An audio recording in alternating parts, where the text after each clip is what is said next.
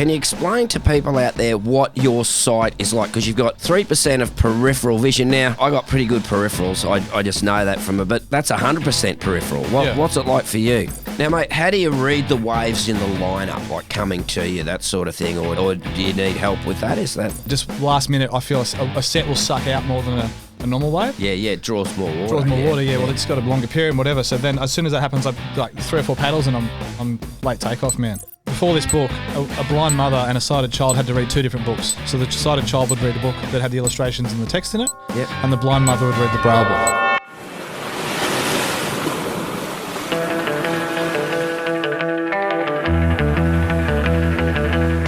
Welcome to the Green Room, your backstage pass to the world of surfing. I'm your host, surf MC and commentator Terry Tappa, diving into epic wins, crushing fails and wild stories with surfing's biggest names. So wax up, paddle out and join us in the Green Room, where the surf chat never goes flat.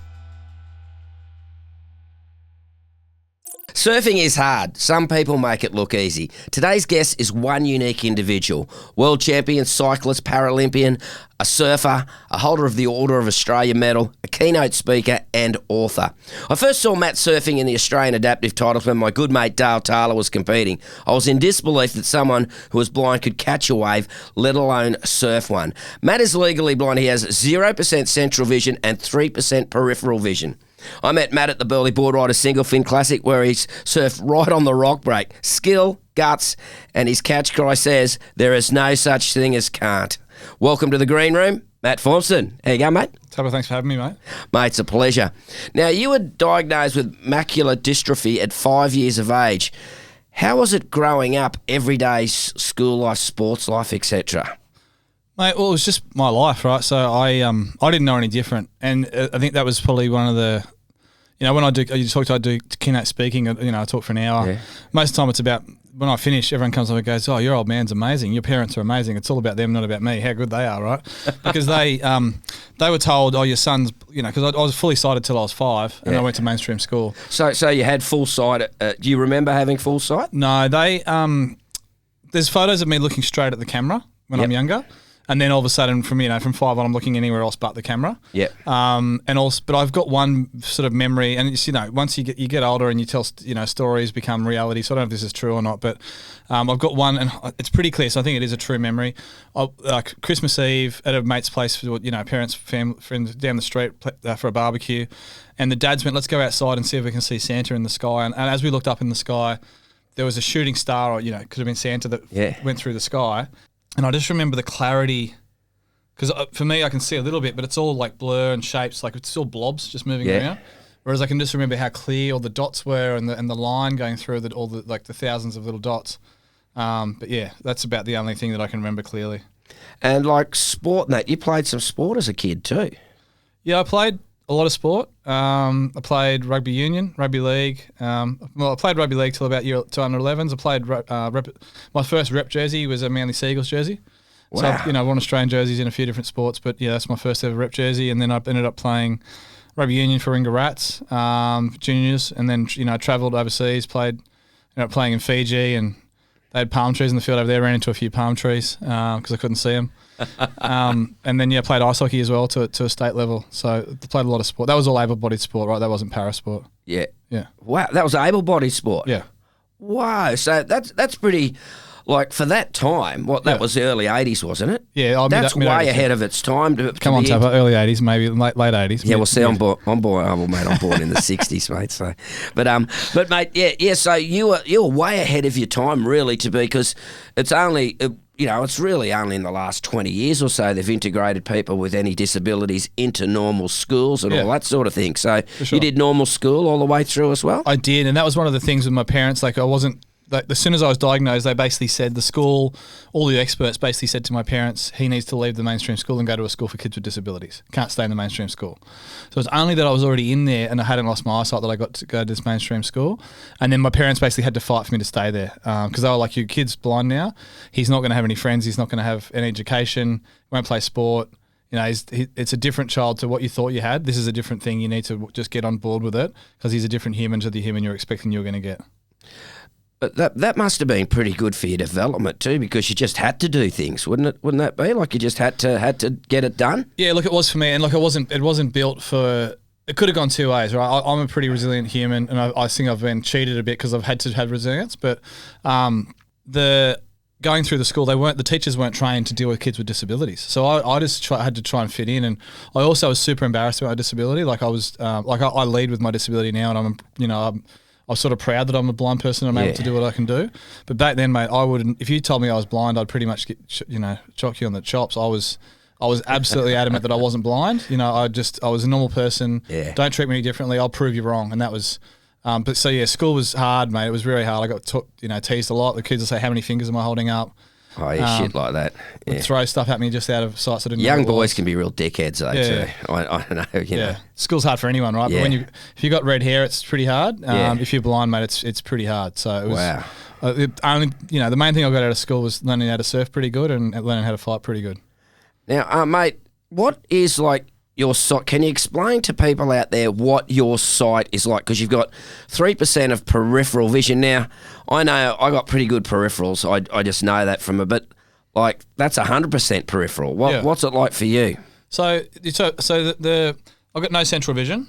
So we used to describe that as it's all black in the middle, but it's not actually black and it's not white. It's just invisible. So there's nothing there. Nothing there. Nothing there at all in the middle. And when I say the middle, it's not just little fists like this. It's like big area like this. And then I can see out the sides, like right out the sides. It's actually 1% in this eye. Yeah.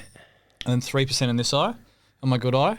And what that means is if you had your windscreen in your car, you're looking at a window, if you scratch that with sandpaper or sprayed it with white spray paint, whatever it is, until you basically blurred that out, until you blurred out 97% of the clarity for my right eye and 99% of the clarity for my left eye, that's what I can see out the outsides of my eyes. So it's sweet FA. I can just see a little few shapes and lines, basically. And probably light and dark, is that? Yeah, absolutely. Yeah, light and dark.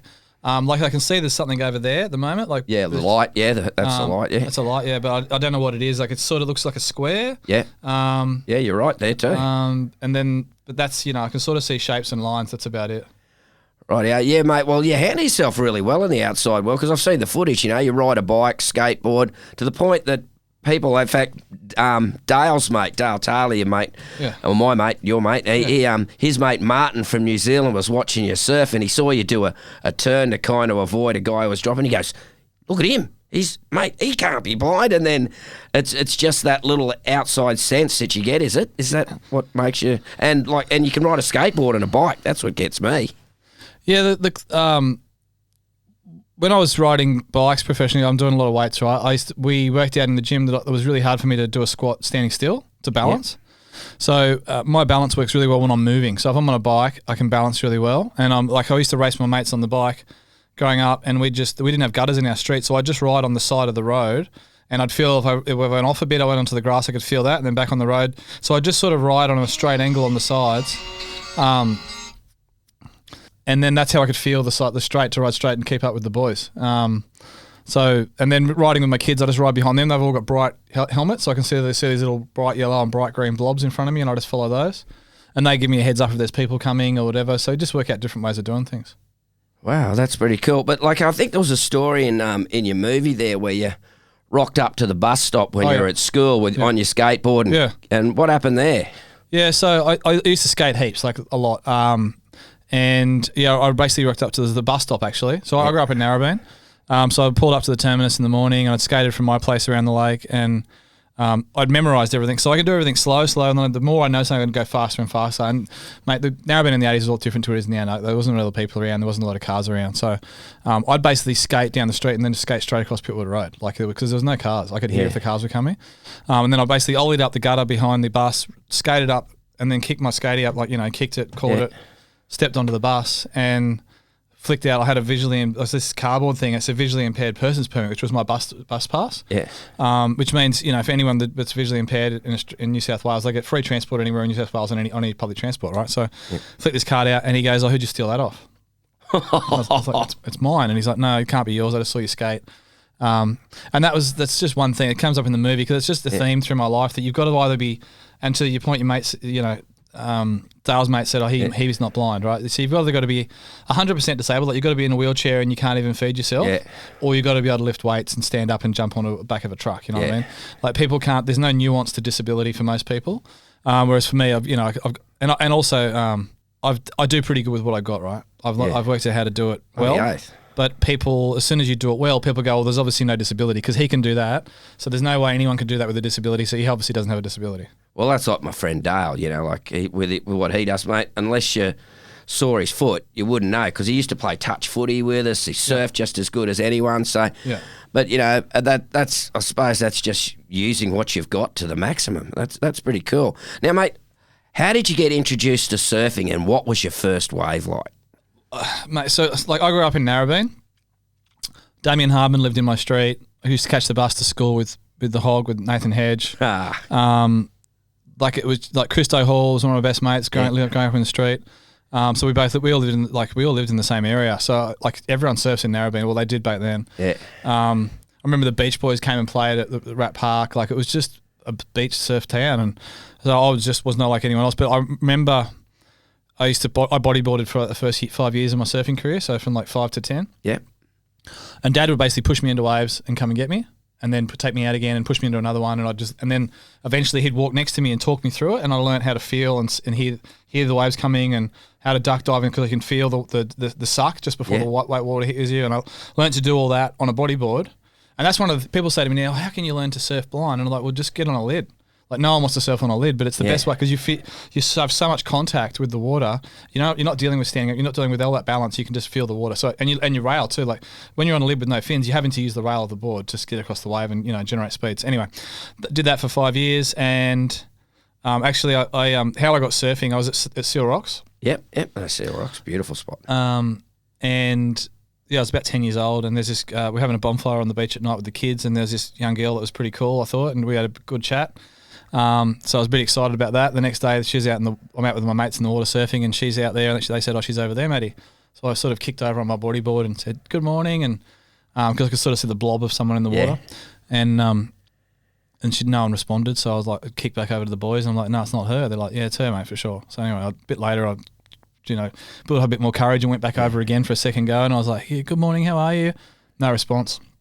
Anyway, that night we were at the having a bonfire again, and she's there, and she ends up coming over and talking to me. She's like, "How was your day?" And it's really lovely, and I was like, "This is cool." I was like, "Were you surfing this morning? The boys said you're out in the surf, but you didn't talk to me." She's like, "Yeah, I was out there, but don't ever effing talk to me on an esky lid." Oh no, mate! The esky rejected, mate. But I don't know who that lady was. But I've got her to thank for 4 world titles and a couple of Guinness World Records and a bit. From that point on, I stood up and I've been surfing, for the last. Whatever, however many years. What was it like the first time you actually got to your feet and went across a wave? Well, I didn't go across the wave. The first time I rode, my brother lent me he had a comp board that was had really light glassing on it, and I went to Collaroy, which is just a closeout, right? Yeah. He goes, right, do this, paddle in, stand up. I paddled in, stood up, went straight into the sandbank and creased his board. Yeah, bro. Here's 2 boards. Yeah. It didn't quite break, but it was fully creased. Yeah. But then after that, it was just... just pulling it. It was just, it was such a good feeling. But the boards back then were really rocketed. So, I was normally, like everyone in Narrabeen rode a Simon Anderson. It was like everyone had a 6'4" by 18. That was what and fully rocketed out. So I got really good at pulling into barrels because it's just closeouts and barrels, and those boards just didn't go fast. So I just learned how to be in the pocket, and every time I'd try to do a turn, I'd just stall, like I'd just stop. So it took me years and years to learn how to do a turn, but I could get barreled pretty good. So I know for me, right, when I get a barrel, part of the intensity is the sound, but also the vision. But like for you haven't got that vision, so the sound must be sick. It must be just amazing, the sound of a barrel, because that's the main sense, I suppose, you've got out of it, is it? The feeling as well. Like I run my handle on the wall of a barrel, and I can feel like how deep I am, basically how steep it is, because you know where sort of know how high it is, right? So if I'm getting closer to the exit of the barrel, it's flatter. Yeah. Whereas when I'm deep, it's like curling right over top, so I can feel that steepness of it coming over the top of my head. And then you can feel with your back foot as well how much turbulence, like how deep you are. So that and the lift as well. So all that feeling of the combination of the feel with my hand on the wall and the feeling under my feet, and then the sound as well. Yeah, it's a pretty amazing thing. So paddling out, mate, you said before the esky lid helped you, like with the duck diving thing. So when it's bigger, like how does it go? Like when you like to know how to duck dive. I suppose you've perfected this over a lot of years, I suppose. But how did you just feel the suck? Is it? Yeah. So there was a comment, like we did a expression session at the ABB final a few years ago at Newcastle. Yeah. So we were like in between the women's and the men's final. They put us out for 20 minutes, and it was pumping. It was like 5-6 foot. Yeah. And there was commentators saying they hadn't seen me surf. Well, they're like, he's duck diving better than the sighted guys. Like, what's going on there? But it's the suck. So because if you're looking at it, you can get the timing wrong. So I can hear it coming, and then you feel the suck. So if you duck before the suck, you're wasting energy and speed. Yeah. So I can feel it just as it goes still, and it starts to suck, and then I duck dive and use and under the water, it's all feel, right?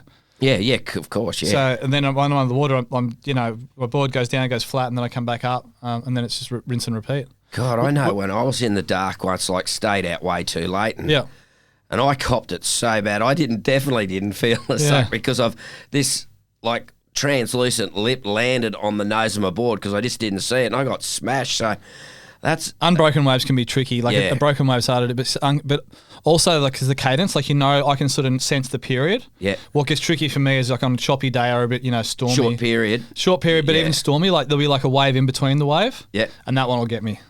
Now, mate, how do you read the waves in the lineup, like coming to you, that sort of thing, or do you need help with that? Is that so? I surfed for the first, I don't know, like 20, 30 years of my life without a spotter. I didn't use a spotter. Wow. Just by myself, yeah. So how'd you judge where the waves were then? So I'm just sitting on the like I know like we're in the lineup together. Yep. You're sort of in the right spot. Yep. But then I know like you catch a wave and you're too far in. So I sort of guess where everyone else is at, but where I want to be. Yep. Also, if we're catching a right hander at the moment, we're on a bank and it's a right hander. Yeah. I can feel if I'm going up and down, like how much the wave wants to break. Yeah. So if I go a bit further that way into the gutter, it's going the up and down is less. So I know I'm moved into the gutter. So then I move back further over where it's more peaky. So I know then I'm on the bank or the reef or whatever I'm on. And then I'm just going a bit further out, and once again, same thing. So I can sort of just gauge my little triangle by how much I'm going up and down. And then, just last minute, I feel a set will suck out more than a normal wave. Yeah, it draws more water. Well, it's got a longer period and whatever. So then as soon as that happens, I like 3 or 4 paddles and I'm late takeoff, man. Well, I reckon dead set that normal sighted people could learn from that. You know, like sit themselves out there. But I suppose you've done a pretty long apprenticeship with it though too, mate. Well, it's a different world now too. Like I don't know that it would be possible. Like just the amount of humans in the ocean these days. Like it's just a lot more tricky to navigate that whole scenario. So it is tricky, and then that's one of the reasons I use a spotter all the time now. It's so much easier for me. Like it feels like I'm cheating. Yeah. But yeah, it's a different world. Cheating, mate, and you're blind, that's gold. Mate, now you've got to be a competitive person, mate. Silver and gold medals in cycling, Rio Paralympics. You enjoy the thrill of competition? Yeah, mate, that's what I love competition. I know, like cycling I did because there was no parasurfing competitions. Like obviously I've surfed my whole life, and I just wanted to be, I'm a speaker, right, but I wanted to have, I'm the blind guy that played rugby union and ice hockey, and it all just takes too long. Yeah. So I just wanted that book cover Paralympian. Yeah. World champion. So I did cycling for that, but I fell in love with the competition and the training and the detail. I geek out on detail and performance and technology. So that part of it, I was really into it all, but it was exhaustive. But then now I get to do the sport I love and compete in it. And I love competing. Yeah, well, that's Bryce Lindors. Bryce. He's a great guy. Yeah, he's funny. He could hear me at Nobby Surf Club when it's like packed and go, Tappa, I gotta get in over here. Yeah. But it's amazing. Like he had some great achievements there as well. Yeah. Riding, but that's amazing. Now, mate, did you have any how do you train for competitions? Not so much cycling, but surfing competition. What do you do for training? Just surfing, or do you have any drills or techniques? I'm not that young anymore, right? So it's about keeping my body moving. Yeah. And so I use I'm training in the gym. Like I find for me, I used to try and get lighter, but I find when I get lighter, I just don't have the same power. So I work better just with power. So just lifting weights, moving, swimming. I do obviously for big wave surfing. I do a lot of breath hold training when I'm about to go and take on a big. So how long can you hold your breath for? At the moment, not that much. But just before I went to Nazare, I got up to just under 6 minutes. Wow, that doesn't even enter my brain holding on that long. Well, mate, I trained I trained with Wayno, and he just said to me at the beginning of our training, "I don't want you to think about time. I just want you to train as hard as you can and push yourself. Yeah. And then when it gets to a point where we want to test what you're at, we'll do it." And we did that, and it was I think my longest breath hold underwater was 5:48. And then I looked at that and went, Dylan Longbottom and Lucas Chumbo and all the guys that I surfed at Nazare with, none of those guys can hold their breath that long. So it was good. Like I need to have more capacity because I'm going to end up putting myself in situations they don't. So yeah, mate. There's a couple of great names that help you. Who else has sort of helped you in your journey of competitive surfing? Parko has been there. I'm writing for JS at the moment because of Parko. I ended up writing the US Open and adaptive surfing on a JS, and rang Joel, said, because I wasn't writing for JS at the time, and I just needed a faster board, and I rang him, and he said, I'll talk to Jason within like a day before I'd even flown home. We're talking about how he's going to get me boards and how we're going to get that going. So he's been really helpful, and he was really helpful with my journey towards Nazare as well. Around it's the fastest he's ever been on a surfboard, and the hold down, and just psychologically going through that. Yeah, mate, there's been so many people that have helped. Like Samba Man, massive help. Samba, he's a great young man. He is. Well, not young anymore. But no, he's the ultimate grommet, isn't he? He is, yeah. But yeah, he really helped me with my turns and my performance surfing. So when I first started competing, just about how I do things, because it's different for me. Like we started going technique-wise, you need to open up your front arm more and these things. But then if I do that, I actually lock myself into the turn and I can't see when to release it. So I've sort of got to keep my front arm a bit closed to be able to get my body back because I got to feel when I need to release my turn. So not see, so you can't gauge it ahead of time. Correct. You've got less time to react. Is that correct? 100%, yeah. And then going through like Dylan Longbottom, deal with my boards as well, and now Jason, it's like in heavy waves, I prefer to ride a swallowtail than a pintail, because I can slightly release it. So if I'm in a barrel, if I'm on a pintail, it really locks you into that part of the wave. Yep. Whereas on a swallow, I can sort of just tweak it, like I can just pump it or slide it a bit and just move up and down in the barrel. Yeah.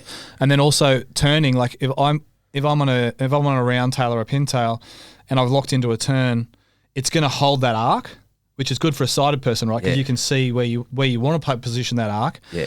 I can't see that. I'm going on feel. So if I'm feeling something, halfway through the turn, I might feel, oh no, I'm too wide, or I'm too tight in the pocket and I need to project. So with a swallow or a squash tail, I can actually change that arc. Don't do squares or squash? I do squash, yeah. Squash for sure on smaller waves. Yeah. And squares, diamond tail, different tails, but yeah, just find round tails and pin tails just because of the length of the rail. Yeah. It just really locks me into that turn, and it doesn't work for my style of surfing. Now, how does competition operate for blind and partially sighted persons? Is there any sort of different rules or anything that's different about it, or is it just like a normal heat? Just a normal heat. Just we've got spotters in the water. So we've got someone with us that tells us when a wave's coming, when to catch the wave. Do they have interference calls? Yep, absolutely. Yeah. And our spotter's an extension of you. So if your spotter gets in the wave of a competitor, it's an interference on you. And if your spotter doesn't tell you, hey, there's a guy inside you and you drop in, it's bad luck, eh? He's paying for beers that night. Yeah, no, my spotter doesn't tell me that I'm dropping in on someone. It's the last time he spots for me. Mate, what's your favourite heat moment from your career that really stands out? Look, it's not a heat, but surfing Nazare, XL Nazare, that's pretty much that's the day. Look, winning my first world title with Samba, it was a really stressful heat. Like it was a 4-man heat in the final.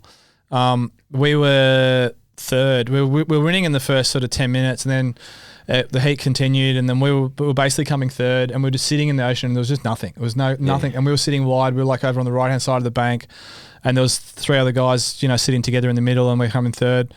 And Samba's, anyone that knows Samba, he's an excitable human, right? Yeah, so just a little bit, He's Matty, it's all good. Just calm down. It's all right. You're fine. And I'm like, mate, Samba, I'm fine. Matty, it's fine. Just calm. The wave's going to come. Calm and he's getting more and more excited.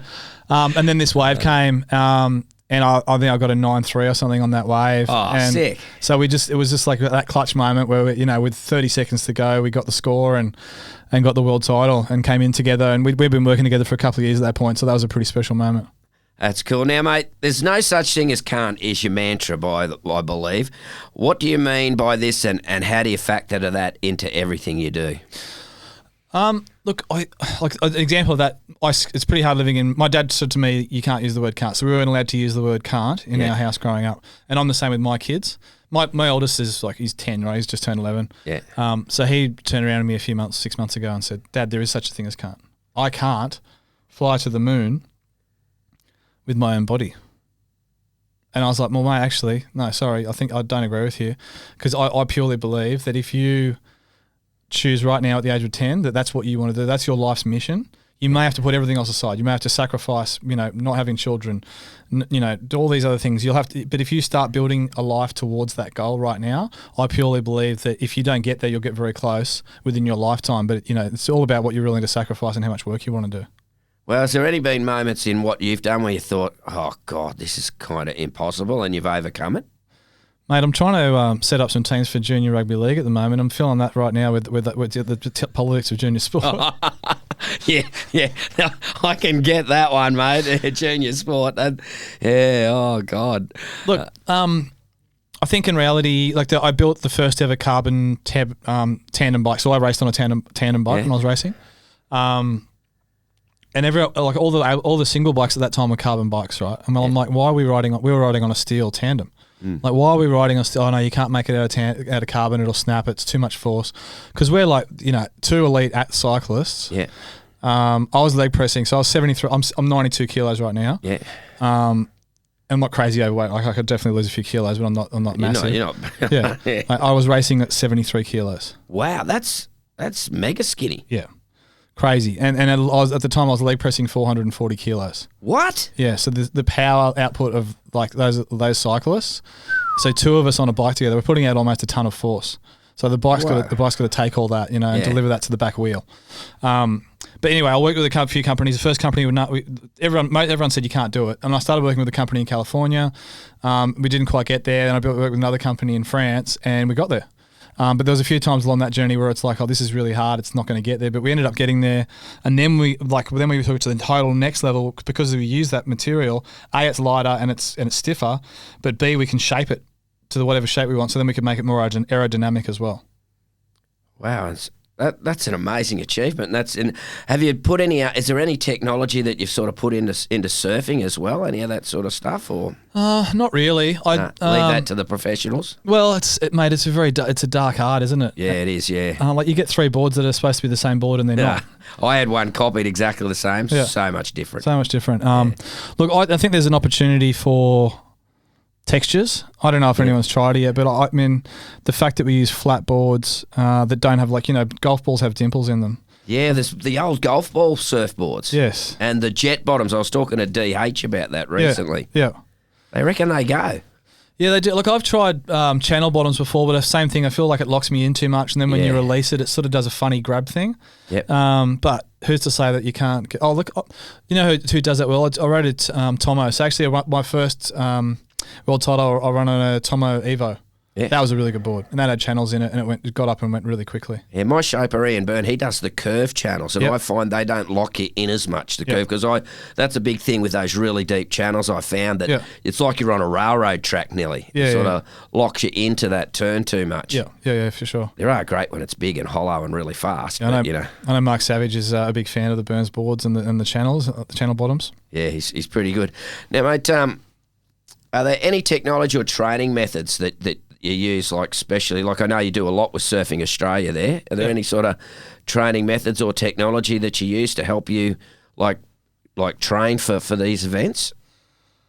Mate, I've been an athlete for 15 years in multiple sports, so I sort of know how to train my body. So to me, I don't know what other people would think is, revolutionary, but I don't think it's I travel a lot. So I'm just doing, at the moment, when I can't get in a gym, I just do 50 push-ups.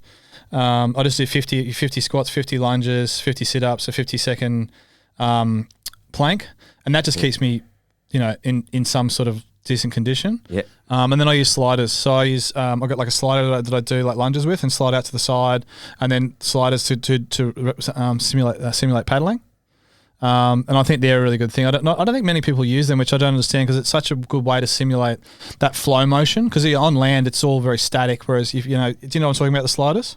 Sliders, what is that? So it's like a disc, and it's got felt on the bottom of it, and it slides across the ground. Oh, right, yeah. So you can put your hand on it or your foot on it, So if you on your foot, you can like slide out to the bottom, literally like you're moving into a barrel. But it also like you slide your foot forward on a board. Yeah. But you get deeper, right? It's not a position you'll ever end up in a surfboard. You're going further. You get the range of motion is further than what you would do on a surfboard. Yeah. But then the same thing with a paddle. You can actually do like a paddling motion, and the other arm's still having to hold you off the ground. So I pull them out. I do different things with that. So it's just a good way to train when you don't have access. You're not able to be on a surfboard. Mate, just think if there's someone like there who's like, got some sort of disability and they want to get into surfing. How do they do that? Who are the people to see, or what's the best way to go about that? Mate, I reckon your local board riders club. Yep.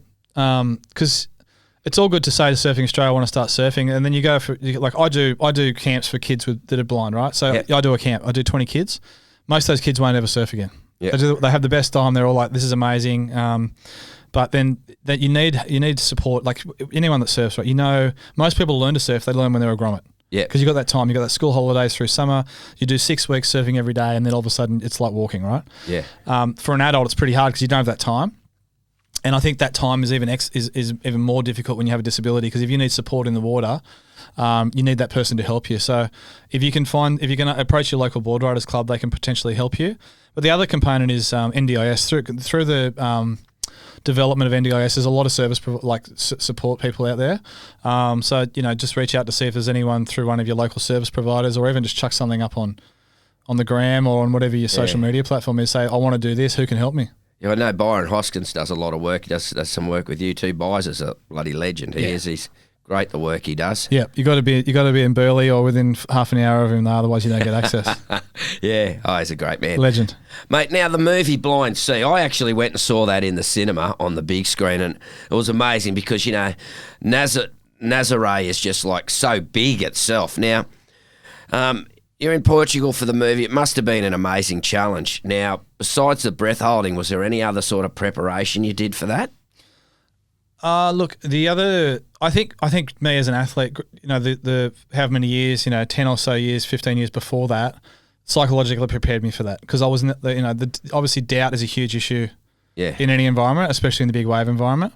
So you just got to trust yourself, and for me specifically, I have to trust my team, that we're all there for the right reasons, and look, it's trust for them too, right? Dylan, Lucas, they've got sponsors. If they kill the blind guy, that's not going to help them re-sign their sponsors next year, right? So the trust goes both ways. That they trust that I've done the work and I'm actually capable of being in that environment. Yeah, for them, to know that, hey, look, we're not just dropping this guy off and he can't look after himself at any degree. Yeah, and he's done the work, right? I don't have the right to be there. It wasn't just a token. Let's just take the blind kid out and hopefully he survives. So because I got a couple of good beatings over there, but the psychological stuff for sure, and. The other one was, and this is something Joel talked to me about, was just, keeping your limbs in and Dylan, same thing, but lockdown so that, crossing, and I do this now anyway in big waves here, but over there it's just everything's exponential. So just as soon as I went down, just lock all my legs over and lock your core down, and keep your limbs in so you're not getting thrashed, dislocated shoulder or, hips. Because I think Laura Enover, they used to tape her knees and elbows and stuff because you get that badly thrashed. Yeah. She's a tiny little thing though. Yeah. See, I did a lot of strength work before I went there to do to get there. So get everything in, but then you can't tense up because you're getting a crazy beating and a long hold down. Yeah. So the more you tense up, the more air you is.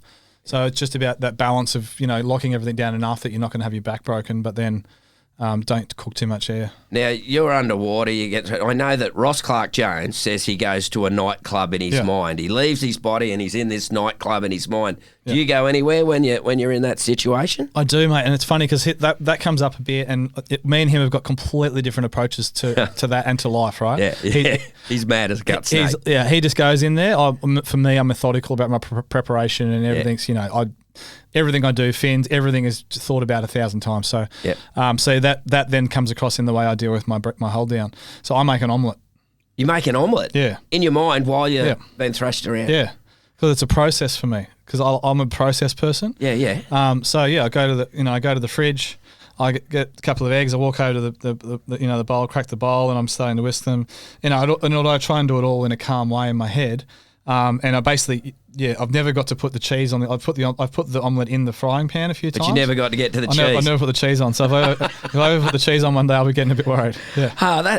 That's crazy. And boy, I get that because you're calming your mind, so your mind's not in panic. Because I think that's why a lot of people, like swimmers, get in trouble in the surf because they panic and start thrashing around, and next thing, all their energy's gone. Yeah. And that's when they get in trouble. Yeah. Now, the other thing I wanted to ask you, mate, because I know that, like you and Dylan and you got whistles and that sort of thing. But at Nazaré, it's that bloody loud. How did you hear? Could you hear the whistle? Yeah, mate, that whistle we had. So if anyone listening doesn't know, because I can't see the wave. So when I go to Nazaré, anyone that goes to Nazaré, you go to the headland, you look out at the waves, and you're like, "Yep, I'm up for it today," or "No way, put me in a different suburb. I don't have any part of it." Right? Yeah. I can't do that part. Yeah. So I've got to trust the boys that go, "Yep, we're on, matey. Let's go." Yep. Then we get out in the ocean, and I'm still not able to see what's going on, right? Yeah. So I don't actually know how big the wave is until I get to the bottom of the first wave I catch. Oh, wow. See, when I'm doing my bottom turn at the bottom, but and you've got to feel that bottom turn, have you? Got to feel when you're at the bottom. Is that correct? Correct. And then they sent me wide on my first couple of waves. Yep. And they were like, "You're not turning it," because I'm not letting go of the rope at like 65 k's an hour, so I'm doing like 70 down the wave. Whoa. So that speed, but the board I had my toe board had 10 kilos of lead in it. So you were strapped? Strap in. Yep. Toe board 6.0 with I don't know like 30 litres or something. Yeah. And 10 kilos of lead toe board. So it sits in the water and just cuts through the water. Mate, felt amazing. But the whistle, we went looking for a whistle. We had one here, it was like a referee whistle. Yeah. And we got over there and we were trying to find a louder whistle. Anyway, we went into this this sports shop in Portugal. And I forget who blew it. It might have been me actually, but we were like, what about this one? And someone blew it. And all of us like in this shop were just like our ears were ringing. It was so loud. So that ended up being the whistle we used. And all the boys got one of those on their ski. Yep. And then basically no one was allowed to blow their whistle unless they were like coming for me to do a rescue. Yep. Or Lucas was towing me in, or an Evo towed me in one of the days.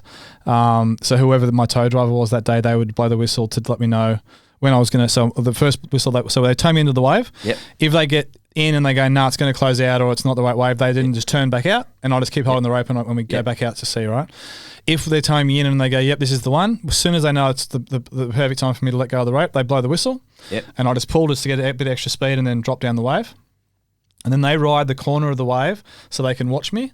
So they're basically out on the shoulder. Yep. And then they blow the whistle a second time for me to do my bottom turn. And then I ride the wave, and then they blow the whistle a third time and I kick out. Have you ever been in a situation where you couldn't hear that whistle after you took off? The biggest wave, my Guinness World Record wave. Yeah, Lucas is like, "I'll blow the whistle," and I was like, "Mate, I didn't hear it," and I ended up they call it the anaconda. I got eaten on this closeout section. And did you get hit by the lip or not? No, I got under it. I sort of knew it was coming. I could feel the wave sort of, when it comes into a closeout section, you can feel the wave sort of stall, like it's about to throw. So I got out of my straps and just like pin dropped. I got belted, but I wasn't fully under the lip. Yeah. Now, back in January, mate, we were at the single fin and we're having a chat, having a few. Well, I wasn't. I was actually, might have had a 0 beer, but you were having a couple of beers with everybody. And no one would believe that. No one that knows me would believe that, mate. What? That I'd had a couple of beers. Yeah, no. Well, he was having a couple of beers. But, actually, that was pretty intense, because it was really tiny burly, and you had to surf the rock break. Yeah. And there's without, so what, did you just know the direction to go, or what? Well, it's a right-hander, and I'm catching the wave, so it's pretty good. Yeah. Mate, like I lived at Lennox for a few years, and I think the rocks at Burleigh are pretty friendly compared to Lennox. Yeah, depends on the day, obviously, and the direction. Yeah. Coming in's worse at Lennox because you got to come in on the rocks. Yeah. How's that coming in on the rocks at Lennox? I just come in slowly and then feel like, because once you get the energy washes off, and then the biggest risk for me coming in at Lennox was urchins, right? So I just make sure I don't end up in a hole, and then just take my time, and I'd go down a fair way too, so most of the energy was out of it, and then try and get my board to one of the boys on the rocks and then get up the rocks. So now, mate, the other thing, we were having a chat, and I said, what's coming up next? And you were saying that, you might be, you looked at ours, and you weren't doing ours, were you? No. What's the problem with ours? It's just too cliff. Yep, you can't get up it or whatever. Yeah, well, they all said if I come up and I'm disorientated, I might swim towards the rocks. Oh, yep. And it's too close. So we were talking about going there for the film. Yeah. But yeah, there's a few other ways we got earmarked. And and then you said ship sterns. Yeah. So is that still on the table? Absolutely. Ship stern? Yeah, for sure. Wow, shippies now. Are you, like the step? That's what gets me at ship sterns. The step now. You're going to be able to feel that step? You reckon? Don't know. Until you do it. Have a crack and see how we go. I won't be able to feel it, but I'll be able to feel when I go off. It's like when you're riding a skateboard. Like sometimes I'm skateboarding and just go off a gutter, right? So you just got to put that weight on your back foot and keep the nose up, and then feel when, like once it reconnects with the water, it's about then transitioning your weight forward. I've never done this, right? So I'm making it up, but I've done a lot of this stuff. I think it's doable. But we'll go and hopefully we can go and have a crack and find out. Wow, that'd be awesome, mate. Now. Wave pools. Yeah. You've done a few. I know you've done the one down at Melbourne. Have you done Kelly's yet? Or haven't done Kelly's yet. The Abu Dhabi one looks better though, I reckon, because it's salt water. It sounds really stressful to me. Like I did get an invite to go to Kelly's once, and I just couldn't work it out schedule wise. But you don't get many waves, and I just feel like the pressure of that would be. I've heard a few people have been there that had got 2 waves. You know what I mean? So you go all the way to. Oh yeah, I'd hate it. To Northern California. If I didn't make the takeoff, you'd want to get barreled, right? You have to pull in. Oh yeah. And then what happens if you get too deep and you don't make it? I'd just be off myself for it. And then if I'm going there, I want to get a few waves to try and dial it in a bit, because that's the thing for me. I get to memorize waves. Yeah, and something like that, once you got it locked in, it'd be great. 100%. Yeah. So, now, mate, any other goals you want to tick off in surfing besides shippies? That's the next one. I'd love to surf jaws, but that's another thing. Just lining up a swell and me being able to get there, and time. But yeah, I'd love to surf jaws. I'd love to win a few more world titles as well. I've got 4 now. At one point, I was like, I'd like to get to 10, but I think I'd love to win one this year, get to 5, and.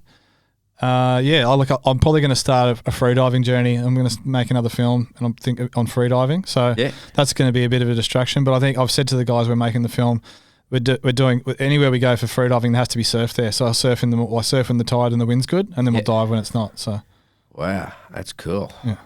Mate, if you could surf anywhere in the world with perfect conditions, no crowd, where would you pick? I like the fact that you put the no crowd part in there. Yeah. Like Ulu's on my backhand. Love Ulu's. It's just a really nice paced wall for me. Yeah. Race tracks or out further? I love all of it, to be honest. Like it's all different, right?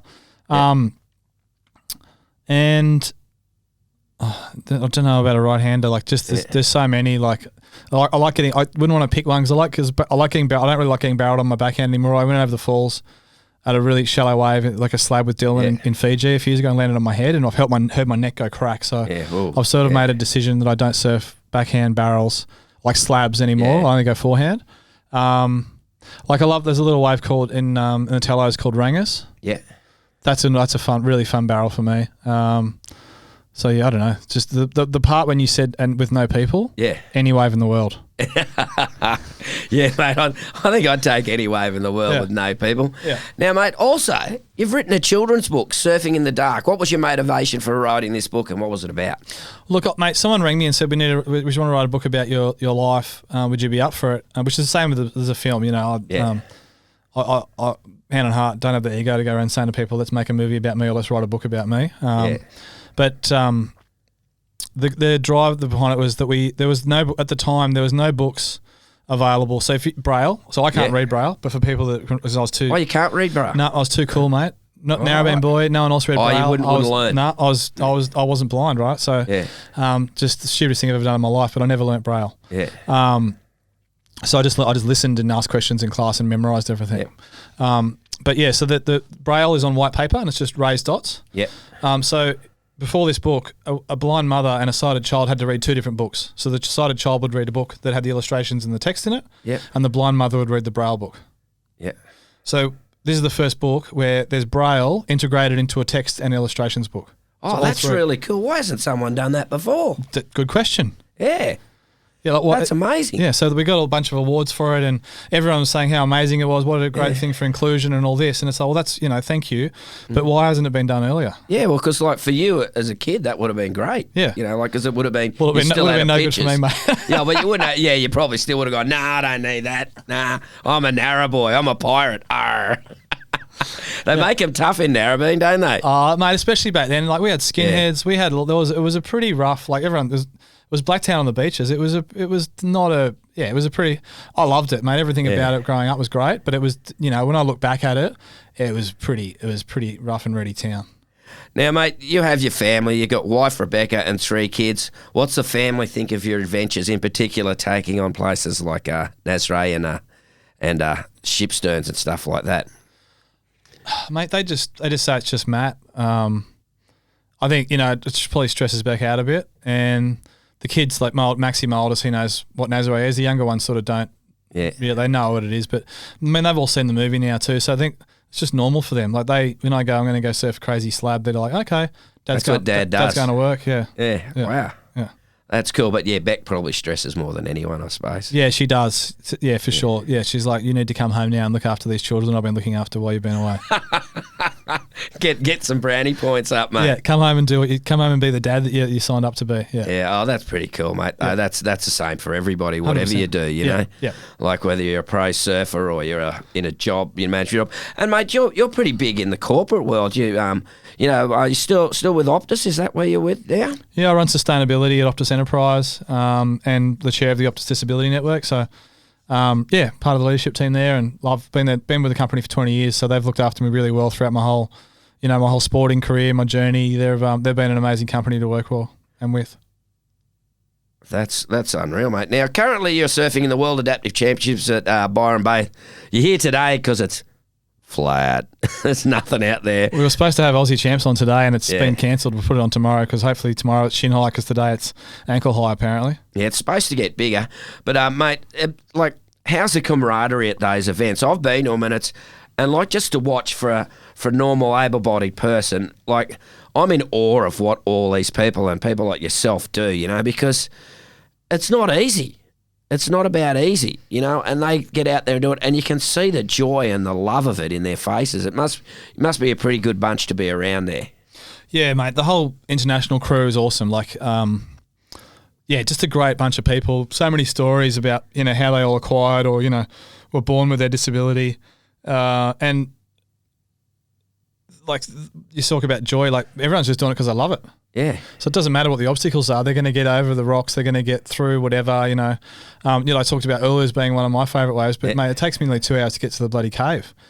Every step's different size, and, the boys have got to carry my board. It takes a long time, but that'll you don't worry about all that stuff because you just want to get to the waves. Yeah, whatever you got to do. Yeah. Oh, that's awesome, mate. You know what, mate? It has been a pleasure and a real eye-opener talking to you, mate. It's amazing, Matt. Thank you very much for coming in the green room. Cheers. Thanks, mate. I appreciate you having me.